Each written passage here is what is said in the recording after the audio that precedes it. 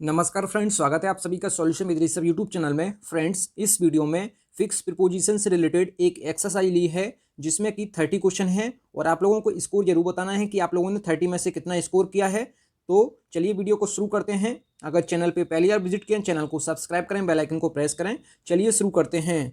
तो सबसे पहला जो क्वेश्चन है इसमें ये है, she shows great ability blank mathematics. तो आपको ये चीज़ हमेशा याद रखना है, जब एबिलिटी के बाद कोई किसी सब्जेक्ट में उसकी एबिलिटी अच्छी है या किसी पर्टिकुलर चीज़ में, तो आपको एबिलिटी के बाद हमेशा एट लगाना है। ये फिक्स प्रीपोजिशन है, तो आप इसको याद रखें। तो ऑप्शन जो है इसका सी करेक्ट हो जाएगा।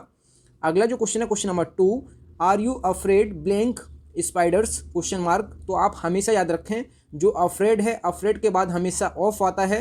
ये फिक्स प्रीपोजिशन है, तो आप इसको याद रखें। अफ्रेड ऑफ होता है, इसका मतलब हो जाएगा क्या आप मकड़ियों से डरते हैं, इसका हिंदी में मीनिंग हो जाएगा। अगला जो क्वेश्चन है क्वेश्चन नंबर जो 3 है, I entirely agree blank you. Agree के बाद जो प्रीपोजिशन आता है ये विद आता है, और विद कब आता है, जब आगे कोई पर्सन हो। जैसे इसमें यू दिया है, ये एक पर्सन है, तो इसमें अग्री विद आएगा। तो ऑप्शन जो है इसका बी करेक्ट हो जाएगा। इसका मतलब हो जाएगा मैं आपसे पूरी तरह सहमत हूँ, मतलब मैं आपसे, मतलब कोई व्यक्ति है जिससे सहमत है, तो अग्री के बाद विद आएगा। आगे देखते हैं। आगे जो है, we agree blank most things, मतलब हम ज़्यादातर चीज़ों के बारे में सहमत हैं। तो मतलब जब ज़्यादातर चीज़ों के बारे में सहमत होना हो तो आपको एग्री अबाउट लगाना है। तो आप ये याद रखें, अग्री अबाउट कब आएगा, जब ज़्यादातर चीज़ों के बारे में सहमत होना होता है। और अग्री विद कब आएगा, जब किसी पर्सन से सहमत होना होता है। अगला जो क्वेश्चन है क्वेश्चन नंबर जो 5 है, तो ये जो है, let us try to agree blank a date. जब किसी तिथि पर सहमत होना होता है, जैसे कोई दो पार्टी किसी तिथि पर, जैसे कोई मतलब कि जैसे थाने में बुलाया जाता है, जो भी पुलिस केस हो जाता है, तो दोनों पार्टियों को एक डेट दी जाती है कि आप लोग अपना सहमत हो जाइए। तो ऐसे ही किसी डेट पर सहमत होना, मतलब अग्री के बाद ऑन आएगा। तो ये भी आप याद रखें। इसका मतलब हो जाएगा, आइए हम एक तिथि पर सहमत होने का प्रयास करें, इसका मतलब हो जाएगा। तो आप ये फिक्स प्रीपोजिशन याद रखें।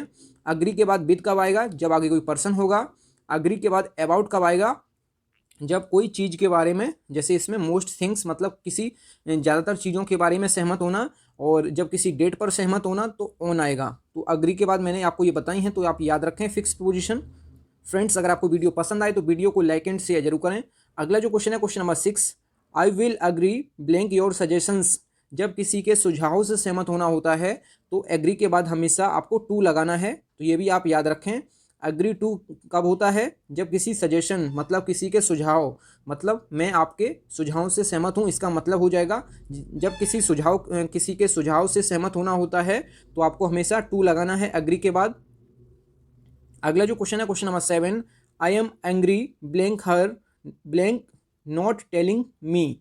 तो आपको इसमें दो ब्लैंक दिए हैं, दोनों में आपको प्रीपोजिशन भरना है। तो एंग्री के बाद क्या आता है, एंग्री के बाद विद आता है। तो ये यहाँ पे हो जाएगा विद, और यहाँ पे क्या हो जाएगा, फॉर। तो इसका जो है बी ऑप्शन करेक्ट हो जाएगा। बी ऑप्शन करेक्ट हो जाएगा। I am angry with her for not telling me. तो इसका मतलब हो जाएगा मुझे ना बताने के लिए मैं उससे नाराज हूँ, इसका मतलब हो जाएगा। तो एंग्री के बाद आता है विद। तो आप ये याद रखें, फिक्स पोजीशन है। और किसके लिए वो मतलब नाराज है, फॉर नॉट टेलिंग मी, मतलब मुझसे ना बात करने के लिए, मुझे ना बताने के लिए। ठीक है, तो इसका जो है बी ऑप्शन करेक्ट हो जाएगा। अगला जो क्वेश्चन है question number 8, what are you so angry blank question mark. तो इसमें आपको सो एंग्री अबाउट लगाना है। और अबाउट क्यों आएगा, आप हमेशा याद रखें, जब एंग्री के बाद कोई पर्सन हो, जैसे हर, मतलब उससे नाराज है, तो आपको विद लगाना है। अब जब कोई ना हो, लास्ट में सेंटेंस का फिनिश हो, मतलब कोई ख़त्म हो, और तो आपको एंग्री अबाउट लगाना है। दो प्रपोजिशन आती हैं, आप दोनों को याद रखें। जब लास्ट में कोई ना हो तो एंग्री अबाउट लगाना है, जब लास्ट में कोई पर्सन है तो आपको विद लगाना है। तो आप दोनों याद रखें। इसका मतलब हो जाएगा क्वेश्चन नंबर 8 का, तो इसमें जो है यहाँ पे एंग्री अबाउट हो जाएगा, तुम इतने गुस्से में क्यों हो। यहाँ पे वर्ड की जगह अगर मीनिंग इसका देखा जाए तो यहाँ पे वाई होना चाहिए, लेकिन सेंटेंस दिया था तो आप सेंटेंस पे फोकस मत करिए, केवल आप ये याद रखिए एंग्री के बाद अबाउट आएगा जब आगे सेंटेंस खत्म हो जाएगा। अगर एंग्री के बाद कोई पर्सन होगा तो आपको यहाँ पे विद लगाना है। तो आप दोनों याद रखें। अगला जो क्वेश्चन है question number 9, I must apologize blank disturbing you. तो अपोलोगाइज के बाद फिक्स प्रीपोजिशन आपको क्या याद रखना है, तो अपोलोगाइज फॉर होता है, तो आप ये याद रखें अपोलोगाइज फॉर होता है, इसका मतलब हो जाएगा मुझे आपको परेशान करने के लिए माफ़ी मांगनी चाहिए, इसका मतलब हो जाएगा। तो I must apologize for disturbing you, ये फिक्स प्रीपोजिशन है, आप इनको याद रखें। और यहाँ से एग्जाम में प्रश्न बनते हैं हमेशा, और यही आप लोग गलत कर देते हैं, इसीलिए आप जितना ज़्यादा प्रैक्टिस करेंगे आपको उतना ही ज़्यादा ये कॉन्सेप्ट आपका अच्छा हो जाएगा। अगला जो क्वेश्चन है question number 10, what time do we arrive blank Bombay. तो इस सेंटेंस के अकॉर्डिंग यहाँ पे एट भी आ सकता है और इन भी आ सकता है। मैंने आपको 2 सेंटेंस दिए हैं जिसमें एक की जगह मैंने बॉम्बे लिखा है, और इसके जो 11 नंबर सेंटेंस है उसमें मैंने इंडिया लिखा है। तो मैं आपको समझाने के लिए यहाँ पे एट लिखता हूँ। ऐड क्यों लिखता हूँ कि मेरे अकॉर्डिंग जो बम्बई सिटी है बॉम्बे वो छोटी है, इसलिए मैंने ऐड लगाया है। अगर कोई बड़े शहर का, जैसे अभी आगे जो सेंटेंस है उसमें इंडिया है, अगर यहाँ बॉम्बे की जगह मैं इंडिया लिख देता हूँ तो यहाँ पे क्या आएगा, यहाँ पे अगर हम इन लगाते हैं इन, तो हमारे अकॉर्डिंग ये बहुत बड़ा शहर है। अगर एट लगाते हैं तो मेरे अकॉर्डिंग ये बहुत छोटा है। अगर यहाँ पे हम इन ऑप्शन में नहीं देते तो यहाँ पे जो है एट ऑप्शन इसका करेक्ट हो जाएगा। अगला जो क्वेश्चन है क्वेश्चन नंबर 11, जो पिछला सेंटेंस था वो भी, इसमें सेम सेंटेंस 2 लिए हैं, इसमें केवल मैंने इंडिया लिखा है और वहाँ पे मैंने बॉम्बे लिखा था।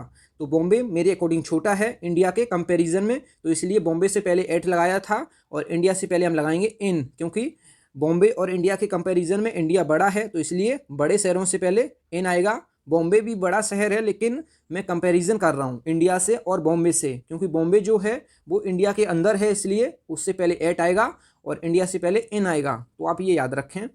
अगला जो क्वेश्चन है question number 12, don't ask blank money question mark. तो आपको इसमें याद रखना है, इसमें जो आस्क दिया है आस्क फॉर हो जाएगा। यहाँ पे आस्क फॉर क्यों होगा, डोंट आस्क फॉर मनी, पैसे मत मांगो। यहाँ पे जब किसी मनी के बारे में बात की गई है तो आस्क फॉर होगा, मतलब किसी चीज़ के लिए, तो आस्क के बाद फॉर प्रीपोजिशन आएगा, तो आप ये याद रखें। अगला जो क्वेश्चन है क्वेश्चन नंबर 13, आई आस्क्ड ब्लैंक गो होम। जब आस्क्ड के बाद कोई आगे वर्ब है, जैसे गो दिया है इसमें गो होम, तो इसमें जो गो है ये वर्ब है, तो यहाँ पे आपको आस्क्ड के बाद हमेशा आपको टू लगाना है। जब आगे कोई वर्ब हो, आगे कोई चीज़ हो, तो आपको आस्क्ड फॉर लगाना है, तो ये भी आप याद रखें। इसका मतलब हो जाएगा मैंने घर जाने को कहा, इसका मतलब हो जाएगा। तो आस्क्ड के बाद यहाँ पे टू हो जाएगा, तो ऑप्शन जो है इसका डी करेक्ट हो जाएगा। अगला जो क्वेश्चन है question number 14, I asked blank the parcel to be sent to my house home address. तो आपको इसमें आस्क्ड के बाद क्या लगाना है, ये पार्सल की बात की गई है, कोई चीज़ के बारे में बात की गई है। तो मैंने आपको अभी ऊपर बताया था, जब कोई चीज़ के बारे में मतलब बात की जाए तो आस्क के बाद हमेशा फॉर आता है, और जब आगे कोई वर्ब हो तो आपको टू लगाना है। तो इसका जो है ऑप्शन जो है ए ऑप्शन इसका करेक्ट हो जाएगा। अगला जो क्वेश्चन है question number 15, I am not bad playing tennis.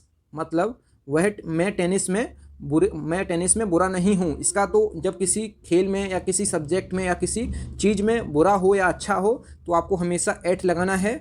तो इसमें हो जाएगा I am not bad at tennis, तो इसका जो है सी ऑप्शन करेक्ट हो जाएगा।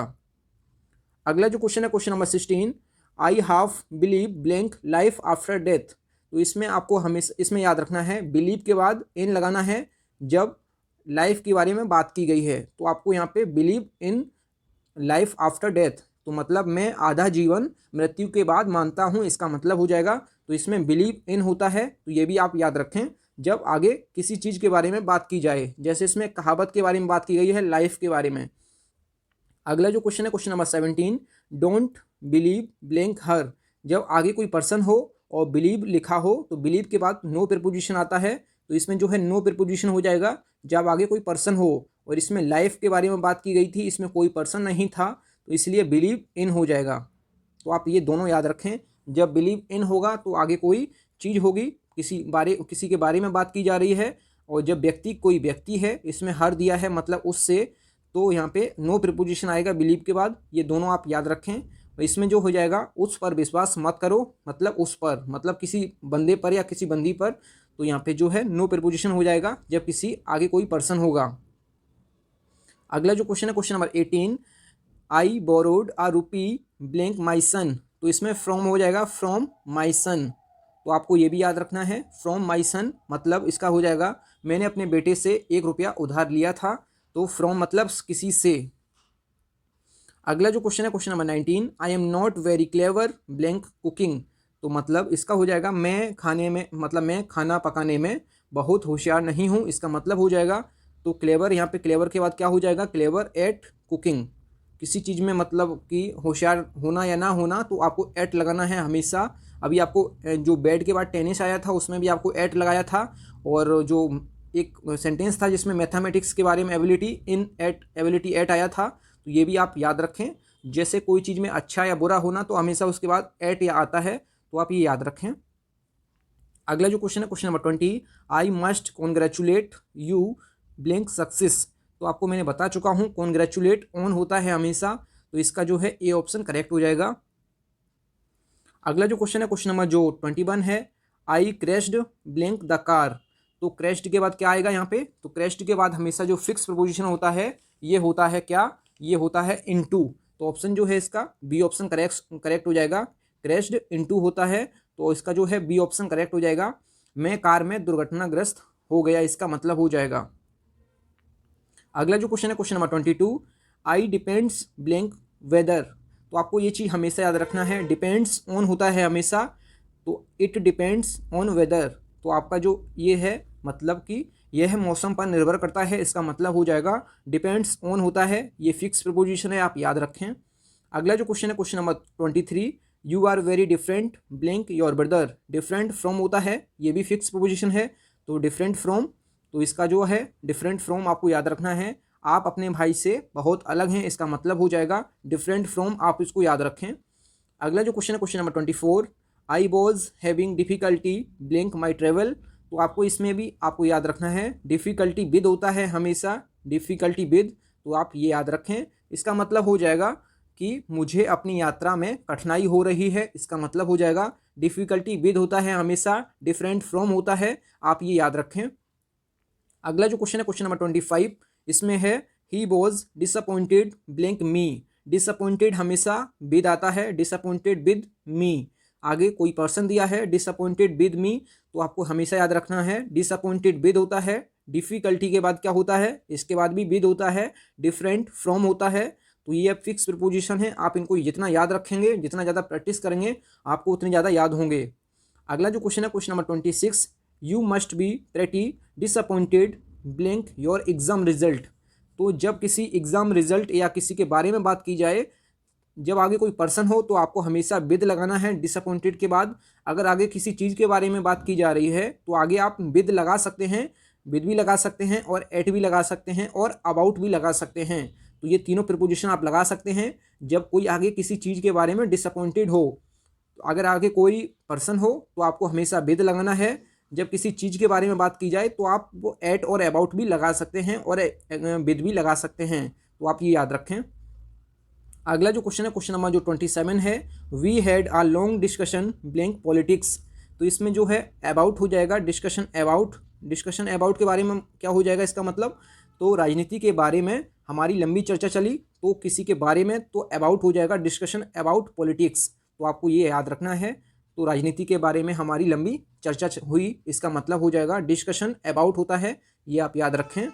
अगला जो क्वेश्चन है question number 28, we had better discuss blank your travel plans. तो इसमें आपको हमेशा याद रखना है, जो डिस्कस है, डिस्कस के बाद नो प्रीपोजिशन आता है, तो डिस्कस के बाद नो प्रीपोजिशन आता है, और डिस्कशन के बाद अबाउट आता है, तो ये दोनों आप याद रखें।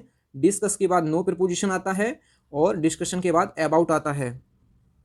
अगला जो क्वेश्चन है question number 29, the book is divided blank 3 parts. तो डिवाइडेड इनटू आता है, डिवाइडेड इनटू 3 पार्ट्स, मतलब पुस्तक को 3 भागों में बांटा गया है, इसका मतलब हो जाएगा, तो ऑप्शन जो है इसका ए करेक्ट हो जाएगा। इस वीडियो का लास्ट जो क्वेश्चन है question number 30, we will be getting blank the train in 10 minutes. तो इसमें आपको गेटिंग ऑफ लगाना है। गेटिंग ऑफ कब होता है, जब किसी चीज़ से अलग होना, मतलब किसी चीज़ से अलग होना। तो इसमें क्या बात हुई है, इसका मतलब हो जाएगा हम 10 मिनट में ट्रेन से उतर जाएंगे। तो ये ट्रेन है, तो ट्रेन से जब उतर जाएगा कोई आदमी तो ट्रेन से अलग होगा ना, तो किसी चीज़ के अलग होने के लिए आपको OFF लगाना है, किसी चीज़ से अलग होना। तो गेटिंग यहाँ पे ऑफ हो जाएगा, हम 10 मिनट में ट्रेन से उतर जाएंगे, मतलब कि ट्रेन से अलग हो जाएंगे, तो गेटिंग ऑफ होता है हमेशा, तो इसका जो है बी ऑप्शन करेक्ट हो जाएगा। थैंक यू फ्रेंड्स, अगर आपको वीडियो पसंद आई है तो वीडियो को लाइक एंड शेयर जरूर करें। अगर चैनल पे पहली बार विजिट किए हैं, चैनल को जरूर सब्सक्राइब करें। मिलते हैं न्यू वीडियो में, तब तक के लिए जय हिंद, वंदे मातरम।